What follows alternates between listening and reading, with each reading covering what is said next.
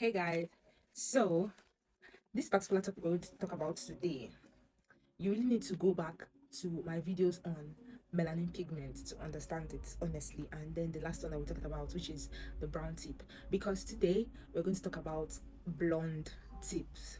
Yes, there's what we call blonde tips, and it can occur naturally, but don't get me wrong, it is not as common as you think it will be. It is very rare and not common. Even if you see it, you have to, it will be like 1 out of 100 or 2 to 3 out of 100. That's just how rare it is. It does not happen like most of the time, you get.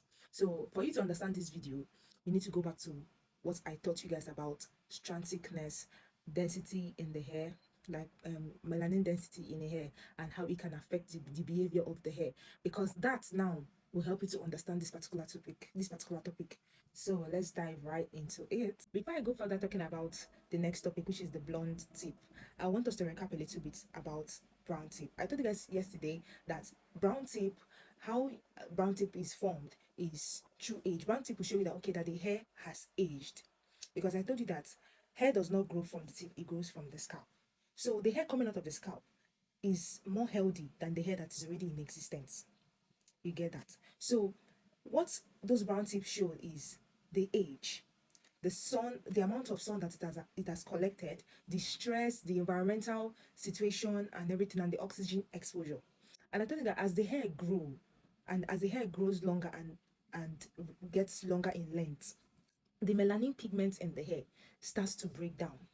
And this happened over years. I told you that over years, when the melanin pigment breaks down, it will make the hair to result towards brown tip. It does not happen immediately. It happens over years. You get that? It's not done with bleach. It happens naturally. Those brown tip will show. So here is where my topic is going to come in now, because brown tip and blonde tip happen almost the same way, but the the thickness of the hair and the melanin pigment in an amount in a particular hair will determine if that hair is going to get as far as a blonde tip.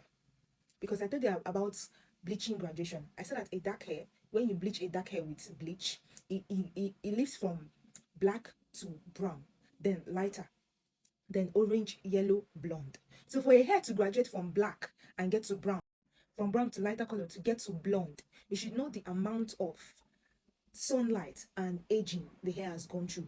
You get that now? So when it comes to blonde tips, like this, the amount of melanin pigment in the hair will determine if the hair is going to get to that point. Because the denser, I told you guys about the how you have two strand thickness, and the internal structure of those two strand thickness will be different. Yes, one strand can have more dense melanin inside, and the other strands might have less melanin inside, which will make it behave differently when it comes to bleaching. That's why you see some hairs that cannot easily bleach to 613, and some people call it a bad hair. Sometimes if it even tries to lift to blonde, it will break or it will melt away because of the amount of melanin pigment in that particular hair. You get, it might be from the same region, but the internal structure of those two hairs don't function the same way. You get that? So the denser the melanin pigment in that hair, the less likely for it to get to blonde, even naturally. Because blonde tip, how blonde tip happens is through sunlight, through aging and oxygen exposure.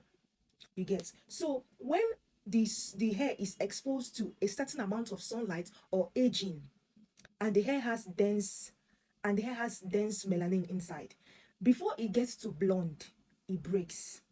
You get that? Likely, like for it to get to blonde is very slim.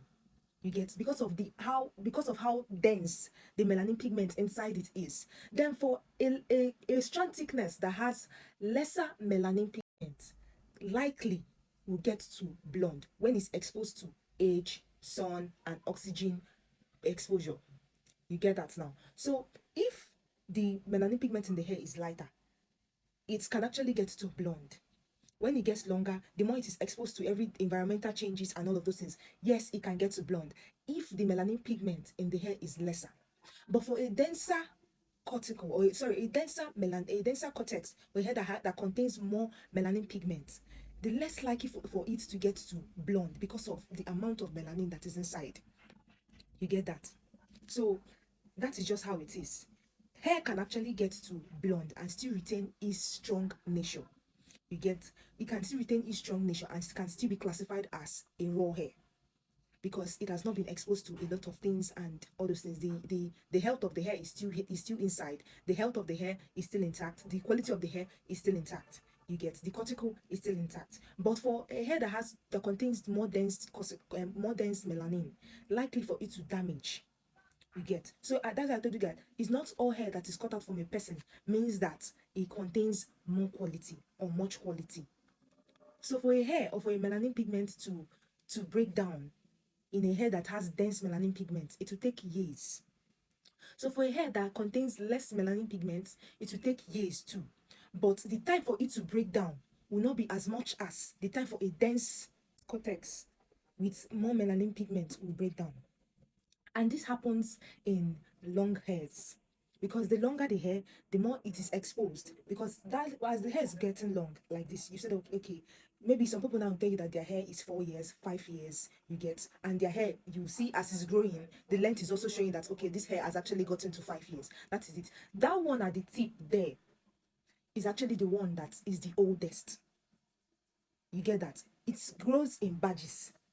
Is that one that is the oldest, and that one is the one that is exposed the highest. That is why as it is exposed like that, the melanin pigment breaks down.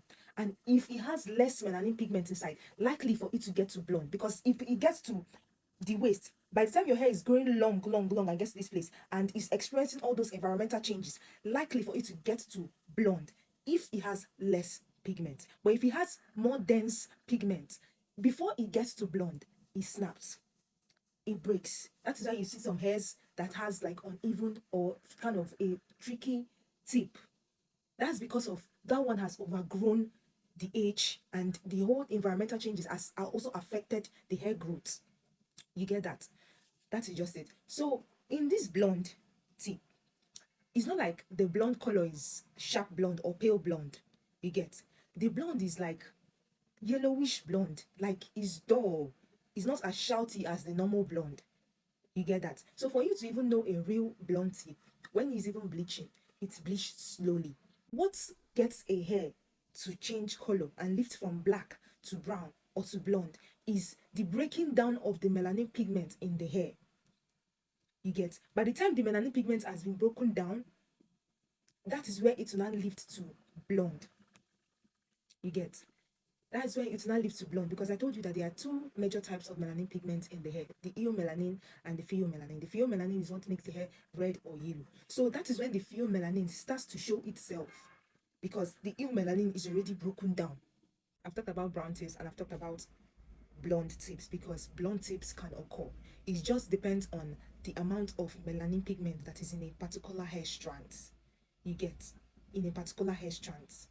If a hair has more melanin pigment, it is likely not to occur. Even if it gets to blonde, it will snap, because it needs very, very intense UV exposure. UV exposure, I mean sunlight, because when it's opened like that, those things cause cortical erosion. Because when your hair is exposed to intense heat and intense light all the time, it breaks down the melanin pigment.